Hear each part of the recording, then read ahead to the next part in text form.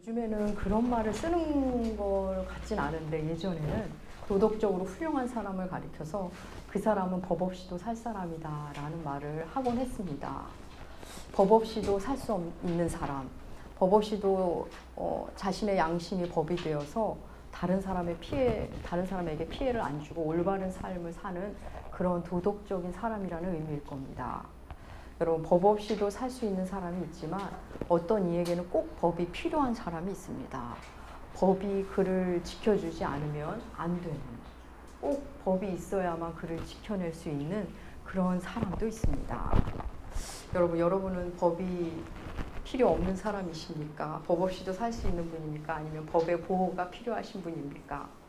우리는 계속 욥기를 살펴보고 있는데 욥과 세 친구가 계속 논쟁해 왔습니다.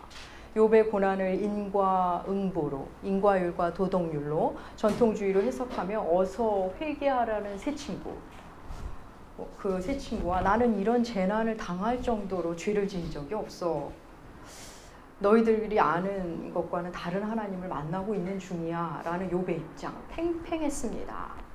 양측이 어떤 합의점도 찾지 못했습니다. 엘리바스, 빌다, 소발, 이 세 친구는 마치 자신들은 법 없이도 살 수 있는 사람인 양 욥에게 나타나서 말합니다. 자기가 아는 법으로 그의 잘못을 추궁하면서 너가 이렇게 힘든 건 다 네 죄 때문이야 라며 그를 재촉하고 추궁했습니다.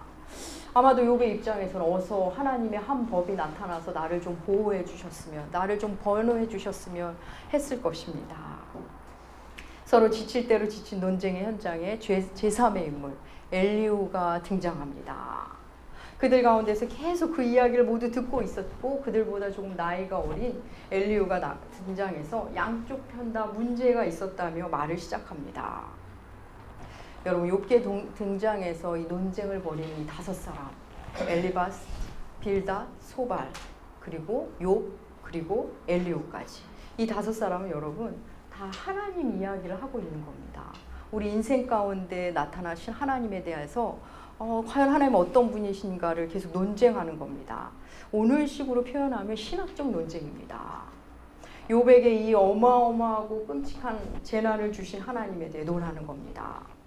오늘은 우리 엘리후의 말 34장과 35장을 함께 살펴보겠습니다. 지난주 우리 엘리후의 등장을 함께 보았는데 엘리후는 나이가 어리지만 자신이 이렇게 말할 수밖에 없는 이유에 대해서 내가 지금 말 좀 해보겠다면서 장황하게 말을 시작했습니다. 근데 오늘은 더욱 적극적으로 말을 시작합니다.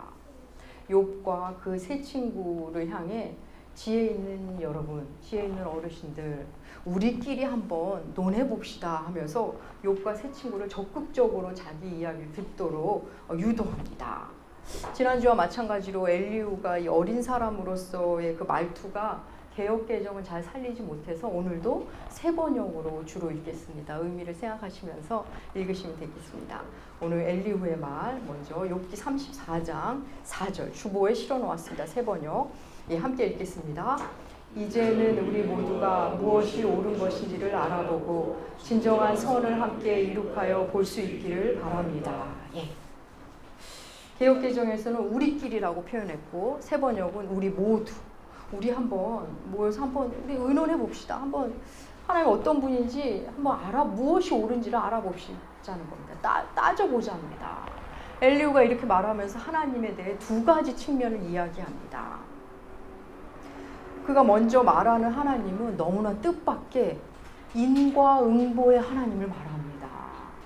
그가 말하는 인과응보의 하나님, 우리 10절과 11절, 욥기 34장 10절, 11절 주보에 새 번역으로 실었는데 함께 읽겠습니다. 분별력이 많으신 여러분은 내가 하는 말을 들어보시기 바랍니다. 하나님이 악한 일을 하실 수 있습니까? 전주께서 옳지 않은 일을 하실 수 있습니까? 오히려 하나님은 사람에게 사람이 한 일을 따라서 갚아주시고 사람이 걸어온 길까지 거두게 하시는 분이십니다. 하나님은 사람의 행위대로 갚으신다는 겁니다. 인과응보의 하나님, 인과율과 도덕률로 하나님을 이야기합니다. 여러분, 이 이야기는 누가 한 말이죠? 세 친구들이 내내 주장하던 하나님입니다. 고난에는 원인이 있다. 욥이 지금 이렇게 고통받는 것은 원인이 있어. 그 세 친구의 말과 지금 엘리후가 똑같은 말을 하는 겁니다.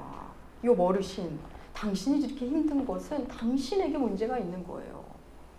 그러면서 이제 하나님 앞에 잘못했다고 하시지요. 그렇게 말합니다. 친구들과 똑같은 말로 사실 욥을 몰아붙이는 겁니다. 이어서 그는 이런 말을 합니다. 21절. 엘리후의 말 34장 21절 함께 읽겠습니다. 참으로 하나님의 눈은 사람의 일거수일투족을 살피시며 그의 발걸음을 낱낱이 지켜보고 계십니다. 악한 일을 하는 자들이 하나님을 피하여 숨을 곳은 없습니다. 흑암 속에서도 숨을 곳이 없고 죽음의 그늘이 두려운 곳에도 숨을 곳이 없습니다. 예, 행위대로 갚으시는 하나님. 그래서 하나님이 일일이 보고 계시다는 겁니다. 일거수일투족을. 지금 엘리후는 세 친구들처럼 인과율, 인과응보의 하나님을 말합니다. 세 친구들에게 당신들은 욥에게 제대로 말을 못 해주시는군요 하면서 화를 내면서 등장했던 그가 지금 세 친구와 똑같은 말을 하고 있는 겁니다. 첫 번째 그가 말한 하나님은 인과율의 하나님입니다. 그리고 이어서 그는 또 하나님을 얘기하는데 그것은 절대 주권을 가지신 하나님. 그 하나님의 절대 자유를 이야기합니다. 하나님의 절대 자유, 하나님의 절대 주권을 인간이 알기는 어렵다는 이야기를 합니다.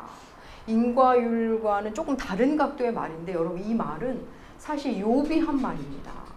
욥이 그간 했던 말입니다. 욥이 하나님 제가 뭐 잘못했다고 해서 하나님께 큰 뭐 손해 보시는 거 있으십니까? 없잖아요. 그 크신 하나님이 저 같은 미약한 인간이 좀 죄를 졌다고 해서 뭐 얼마나 대단한 손해를 보신다고 저에게 이렇게 고통을 주십니까? 하면서 탄식한 적이 있습니다. 그 말을, 그 내용과 똑같은 말을 엘리후가 또 합니다. 우리 35장 6절에서 8절. 예. 엘리후의 말입니다. 함께 읽겠습니다. 비록 하나님께 무슨 손해가 가며 어른의 죄악이 크다고 한들 하나님께 무슨 영향이 있으시겠습니까? 또 여호와께서 의로운 일을 하셨다고 한들 하나님께 무슨 보탬이 되며 하나님의 어른에게서 무엇이 것이겠습니까? 욥 어른께서 죄를 지었다고 해도 어른과 다름없는 사람에게나 손해를 입히며 욥 어른께서 의로운 일을 했다고 해도 그것은 다만 사람에게나 영향을 미칠 뿐입니다. 예. 사람이 의롭다고 해도 하나님께 드릴 게 없고 사람이 범죄한다 해도 하나님은 영향을 받는 분이 아니다. 너무 크시기 때문에 이렇게 말하고 있습니다. 전능하신 하나님, 절대 주권을 가신 크신 하나님에 대해서 얘기하고 있는 겁니다. 그러니까 사람의 행위에 대해서 하나님이 어떻게 반응하시는지는 하나님이 알아서 하신다는 겁니다. 하나님의 소관이지 우리 피조물인 인간이 그 하나님의 반응에 대해서 가타부타 할 것이 아니라는 겁니다. 지금 34장과 35장에서 엘리후가 말하는 하나님은 인과율로 작동하시는 하나님. 그렇지만 결국 하나님의 자유로운 선택으로 절대 자유로 절대 주권을 행하시는 하나님, 이 두 가지를 말합니다. 사실 이 두 가지는 하나는 욥의 친구들이 했던 말이고 하나는 욥이 앞서서 했던 말입니다. 양쪽이 치열하게 대립했던 그 말을 엘리후는 동시에 하고 있는 겁니다. 근데 여러분 한번 잘 생각해 볼까요? 사람의 행위에 따라 갚으신다는 하나님, 그 하나님과 행위에 영향을 받지 않는 하나님, 요건 약간 다른 결의 이야기가 아닐까요? 사실은 조금 모순됩니다. 행위에 따라 갚으신다면 그 행위를 다 보고 일일이 반응하신다는 건데 행위에 영향을 안 받으신다는 겁니다. 그래서 하나님 마음대로 반응하신다고 얘기하는 겁니다. 그러니까 약간 이 두 이야기는 모순점이 있습니다.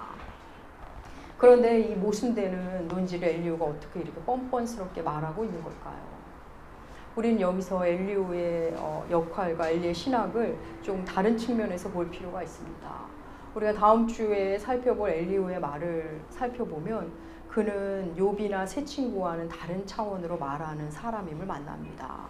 더욱이 놀라운 것은 38장 이후에 나타나시는 하나님, 그 하나님이 하시는 말을 엘리후가 하고 있는 것을 다음 주에 우리가 살피게 됩니다.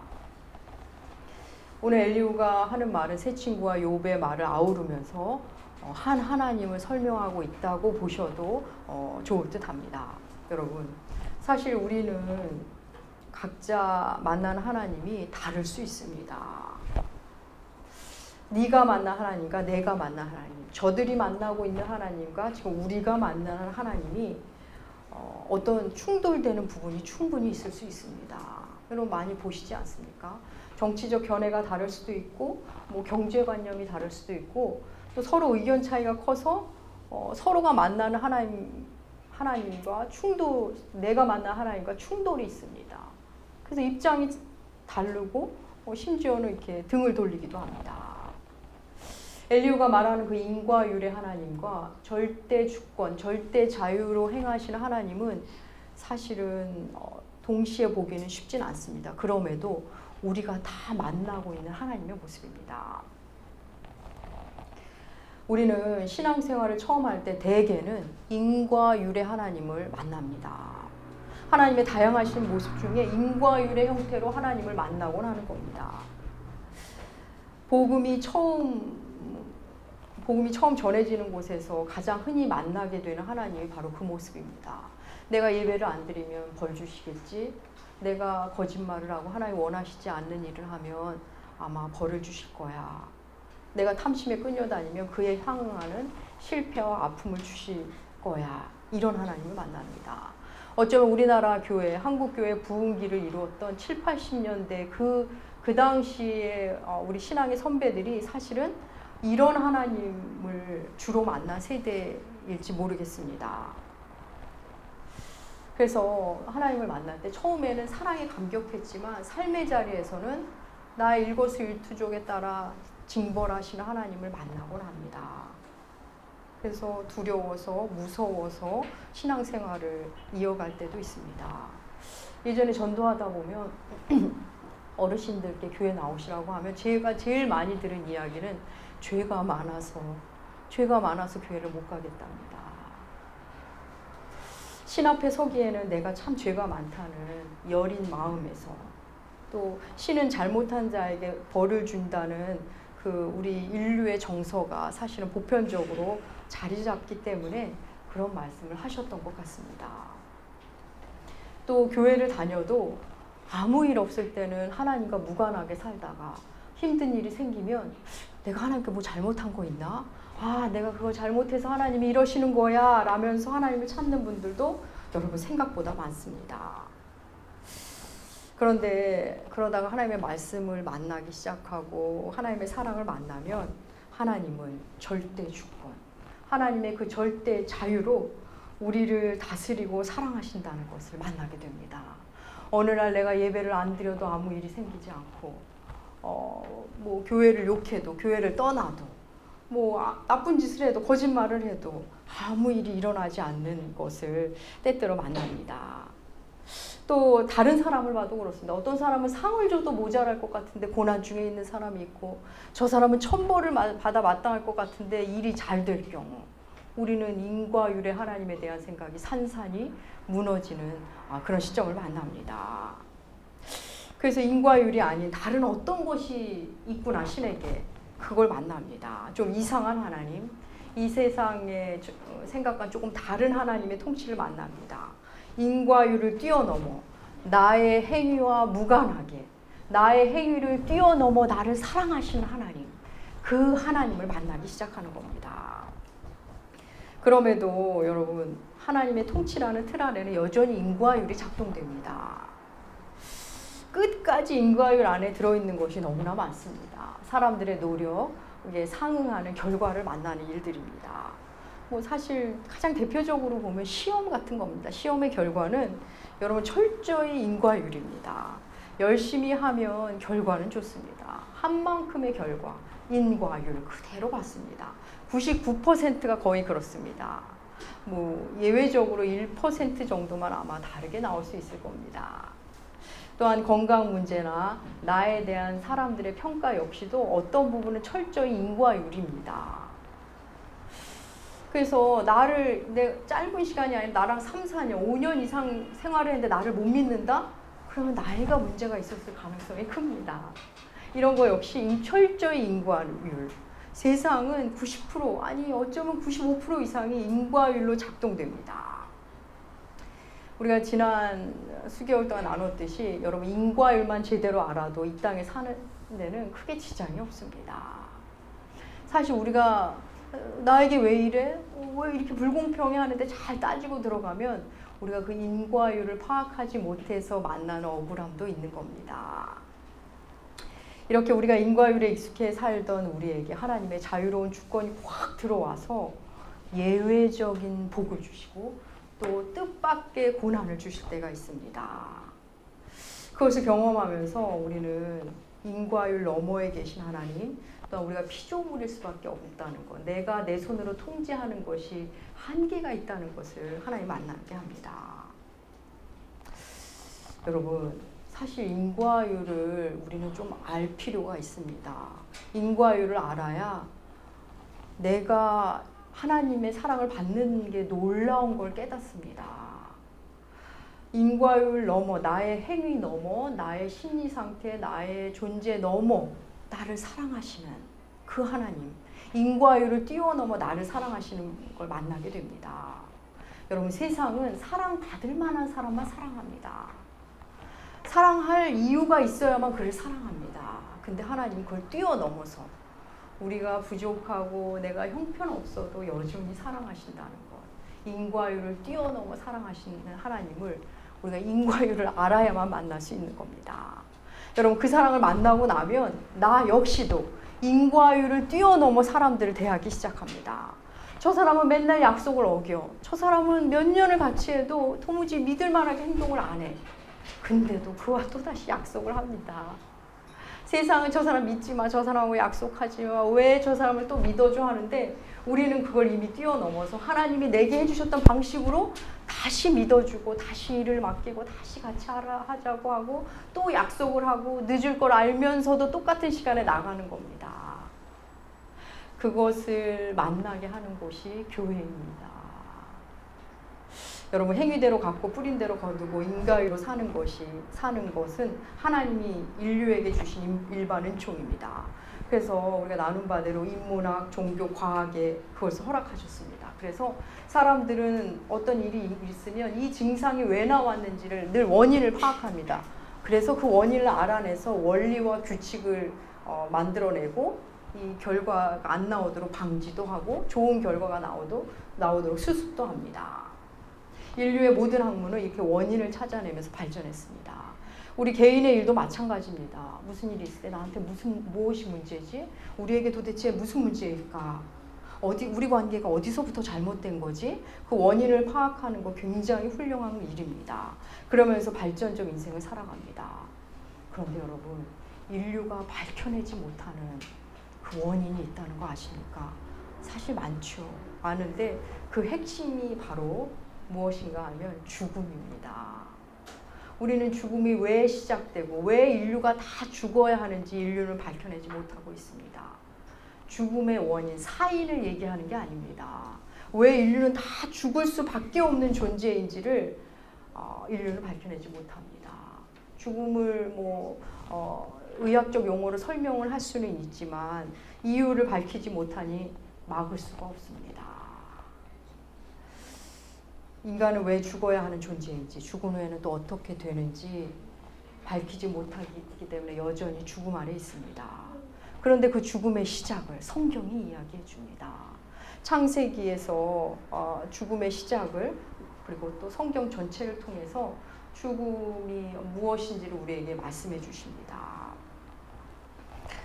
여러분, 성경은 죽음을 인과율로도 설명하고 하나님의 절대 주권으로도 설명합니다. 사랑하는 여러분, 인류가 겪는 최고의 고난은 죽음입니다.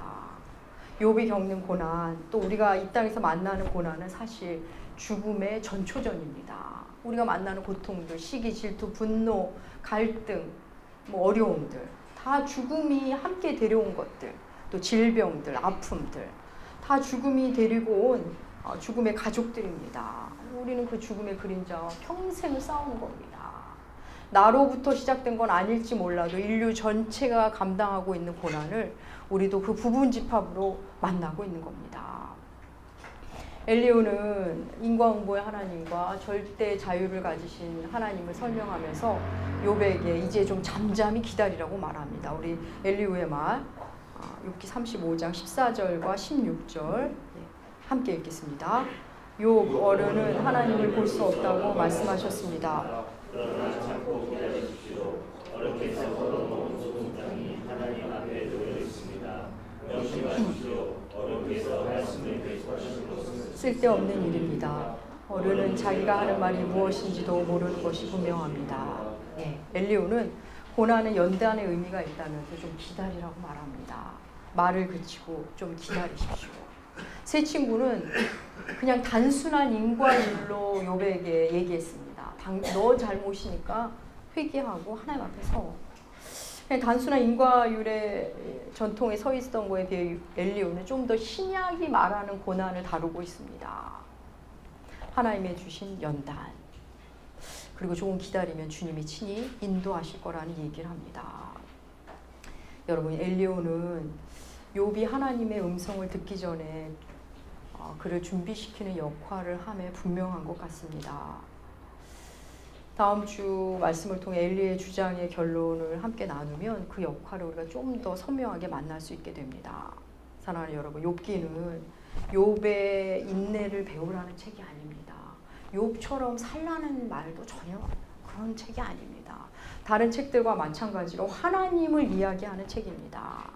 하나님을 하나의 법칙으로 보시지 마십시오. 하나님을 알면 알수록 알 수 없다는 고백을 하게 되는 분입니다. 우리는 수개월 지금 그 말씀을 나누고 있습니다.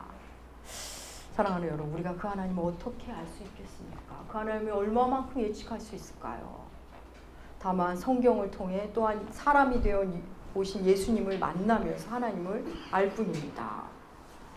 엘리후가 37장까지 말하고 38장에서 하나님이 등장하십니다. 드디어 욥이 하나님의 음성을 듣는 겁니다. 욥은 고난으로 만신창이가 되어 도대체 하나님은 어떤 분인지, 왜 내게 이러시는지 치열하게 고민하고 논쟁했지만 사실 답을 찾지 못했습니다.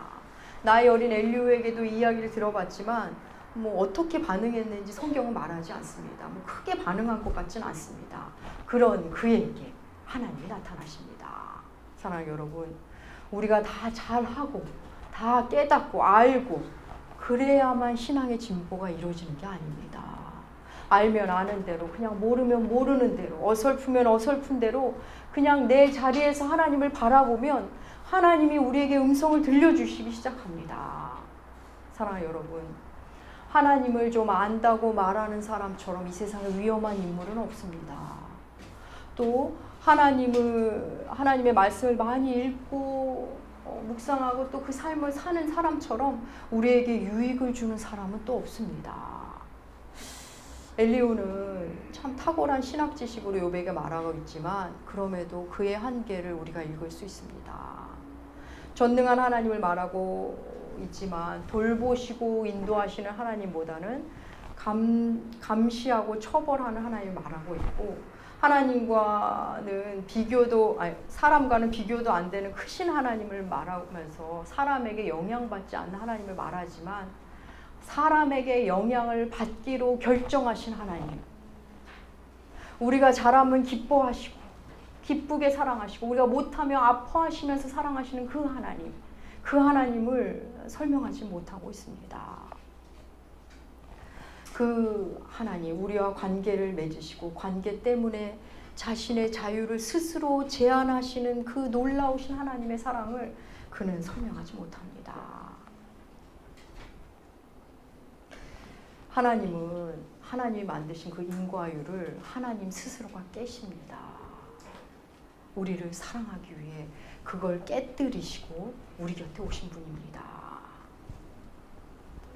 사랑하는 여러분, 하나님의 사랑에 대해서는 우리가 욥기에 나오는 이 5명의 지혜자보다 우리가 더 월등히 아는 게 많습니다. 왜냐고요?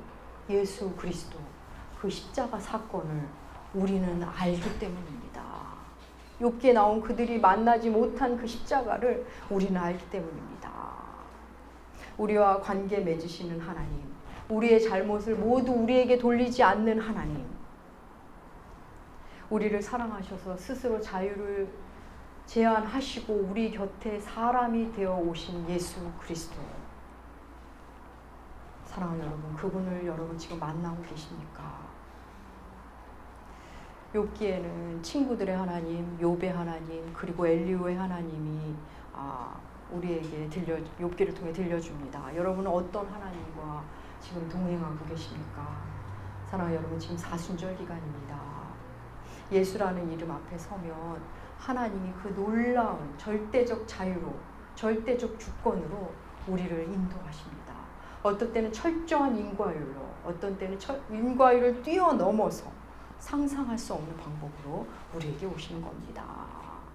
이 사순절 기간 사랑 때문에 스스로 자유를 제한하고 우리 곁에 오신 예수 그리스도, 그분을 더 깊이 만나시고 바라보시고 묵상하시는 여러분들 되시기 축복합니다. 기도하겠습니다. 하나님 아버지, 당신을 우리가 어떻게 규정하고 정의할 수 있겠습니까? 알 수 없는 주님 때문에 힘들 때도 많지만 그 힘듦 역시 우리가 주님을 통제하고 싶어서 생긴 것일지도 모르겠습니다. 하나님, 그저 십자가로 주님을 만나게 하여 주시옵소서. 말씀을 통해, 사람을 통해, 상황을 통해 계속 주의 사랑을 들려주시고 알려주시옵소서. 우리 어리석은 우리들이 알 수 있을 때까지 보여주시고 들려주시고, 우리는 또 있는 그대로의 모습으로 주님을 계속 찾는 우리들 되게 하여 주시옵소서. 감사드리며 존귀하신 예수님의 이름으로 기도합니다. 아멘.